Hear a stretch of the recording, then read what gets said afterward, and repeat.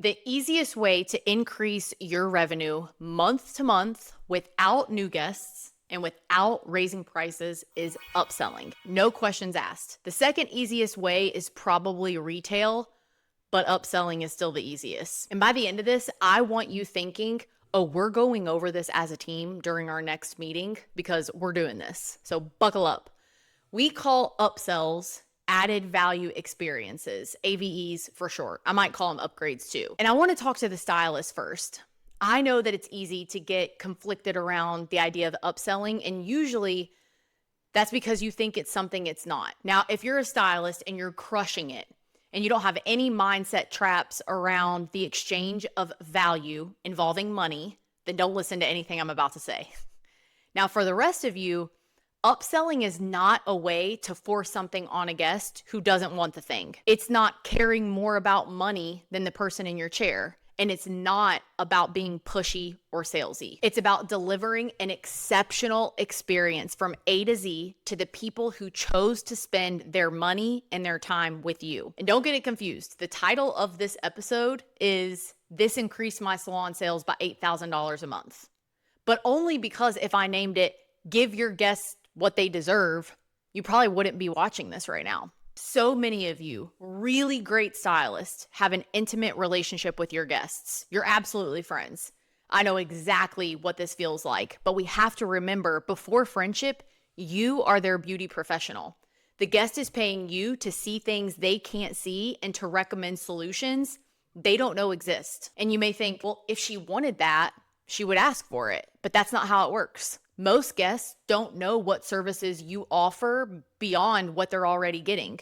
Not even ones that have been with you for 10 years. And you may not even really know everything that you can put together to curate something for a guest if you're someone who does the same 5 services like clockwork. And even if guests are aware of everything that you offer, they don't know when they need certain services or how those services would help them. That's your job. And that's also really exciting. It makes work fun. It makes work creative and challenging, where the problem solver in you gets to create the perfect recipe for each guest. Sincerely, I don't want money to be the focus here, especially if that's something that gives you the ick. Money is just the natural consequence of you doing your job at a higher level. AVEs improve a result, pamper the guest, make them feel beautiful, protect the investment, increase comfort, or make maintenance easier. That's it. That's the whole thing. And when you frame it through a healthy lens, that serves that guest and yourself. It stops feeling salesy and starts feeling like your job. Okay, now the details. How to make upsells work. You start with a physical menu. This is one of the first things that we teach our students in Rich Life CEO. It's in the first chapter, and that's how you know it's one of the easiest things that increase revenue, because that chapter is called Quick Revenue Injections. If you're ready to trade your role as the owner who does everything for the role of being true CEO of your company, so you can grow faster, operate with clarity, and have multiple people on your team carrying the weight with you, I have a link below on how you can get in touch with our admissions team, where they'll do a deep business assessment on how we can help you grow. Now, this AVE menu has 5 to 8 smaller yet valuable services you offer. You don't want to offer more than 8. Anything more than that creates decision fatigue, and we don't want this menu looking like the Cheesecake Factory. These services usually take 30 minutes or less, so they add value to the guest experience without adding a ton of time. Any kind of face waxing, lash or brow tinting, lash lifts, any kind of treatments, shadow roots, base bumps, any face treatment like Aveda has the plant peel, which is a 30% glycolic peel. These are the things that you can do or the team can be trained on, even if you don't offer facials, that are easy to do. And it's nice for the team because they can do them on each other once you guys start offering it. You put the name of the AVE with a short description that speaks to the guest's pain points. It should be relevant to the things for your target market. They're services that your ideal guest is either interested in, or they would be interested in them if they knew they existed. The menu should look elevated. It should look like something you'd see at a high-end resort branded to you. You print them, laminate them, and make sure that you have enough of them so every guest gets one when they're checking in. Usually 3 is the minimum. Now that's the fun part. This is the part where most salons fumble. It's not enough to have your AVE menus laid out on chairs or tables for guests to pick up when they're waiting for the stylist. Keep the menu at the desk so it's physically handed to the guest at check-in. Now, for new guests, you're going to say something like this. And Susan, here is our added value menu with services you may not know that we offer. So right now we're highlighting the brow shaping or the lash tint.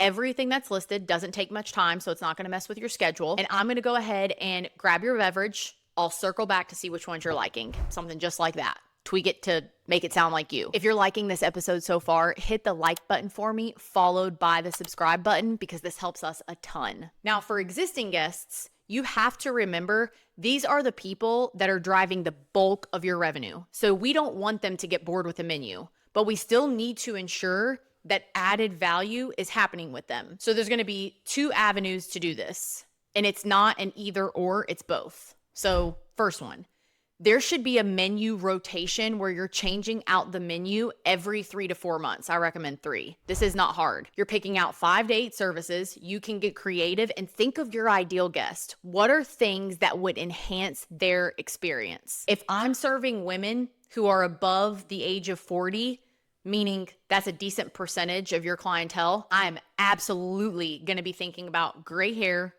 not making the roots so dark, but still being able to cover the gray and soften it around their hairline. And I'm definitely going to be thinking about wrinkles. Even if you're not a spa, what can you do? What is a treatment that you can do that is luxury and it makes a difference? So they'll want to get it every time. And then every time you change the menu, they're open to getting something because in the past, they really liked what they received. And then the other avenue, the menu is a tool for new guests and it's a visual reminder for existing ones.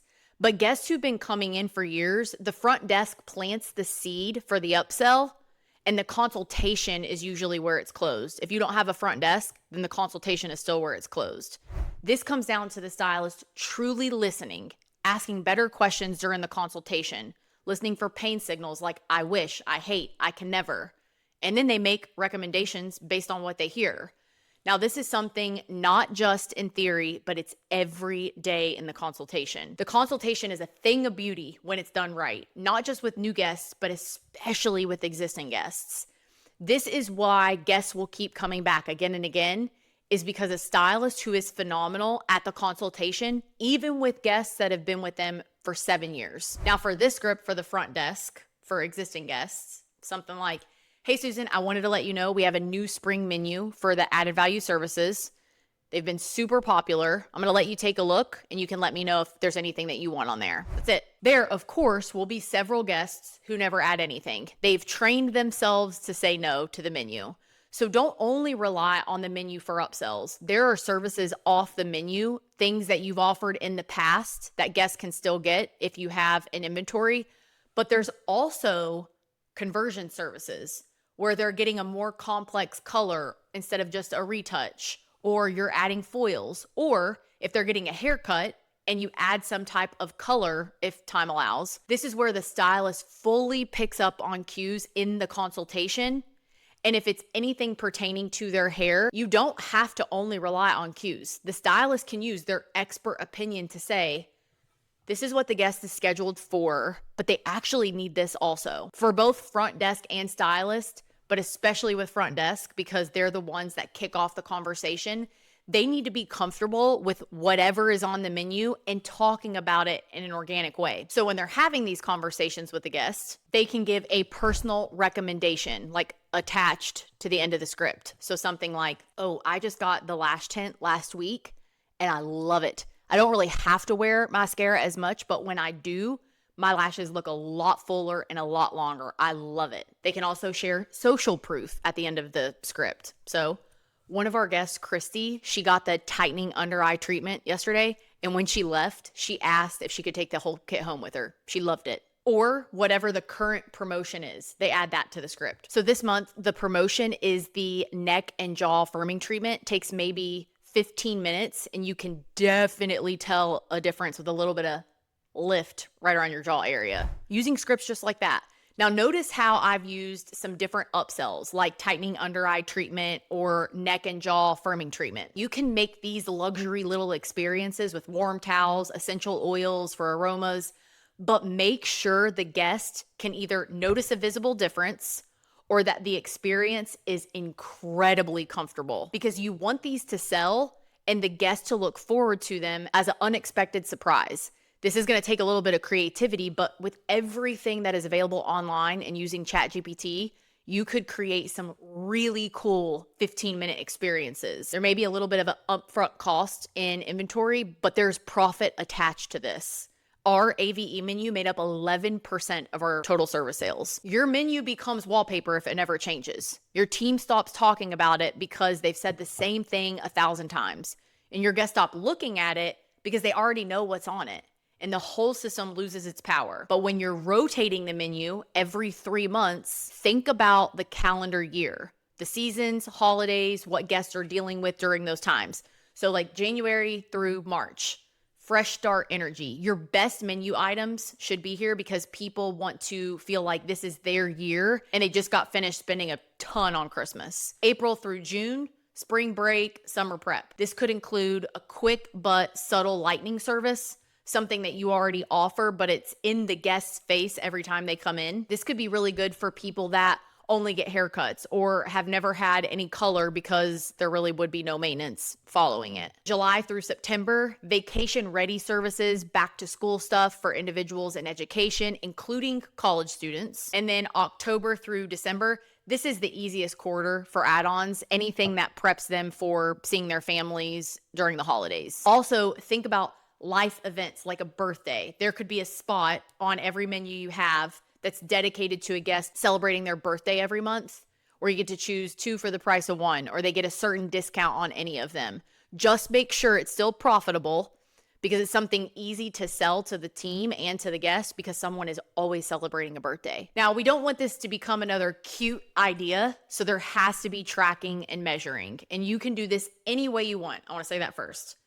What I would recommend is that everything that is on the menu is under an add-on category in your Salon software. So when you go to run a report, there's a section for upsells or upgrades or add-ons, whatever you want to call them, so you can see the total that was sold. You can also take each of the service names that are on the menu and add the words add-on to the end of the name. So brow wax add-on.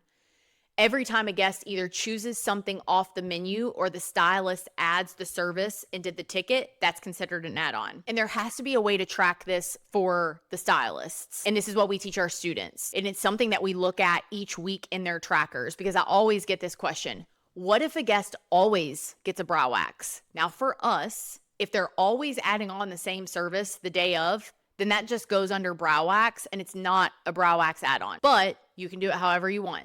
If you say anything that is added on the day of is considered an add-on, even if the guest gets it every time, or it's only considered an add-on if either the front desk or the stylist had the conversation to get the guest to say yes. It really doesn't matter which route you go. Total sales will be the same, but your percentage of add-on sales would be higher if everything was considered an add-on, and then the other, it would be lower. Either way, you'll just set a higher goal for add-ons. There should be some kind of weekly update for the team on what add-ons looked like and any shout outs for anyone who killed it the week before. For making this a living process in the company, one person should own the menu and anything related to it.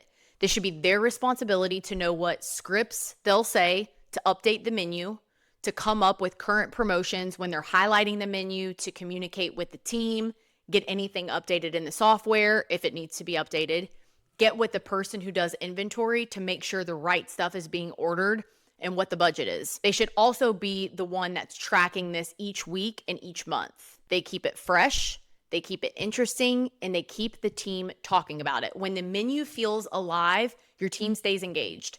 When your team stays engaged, guests say yes more often. If this is something you want to launch, I would highly suggest having the person that's going to own this watch this episode and then pull parts from it for your team to watch or for them to be informed about it. I hope that this was helpful, and until next time, go out and positively impact people.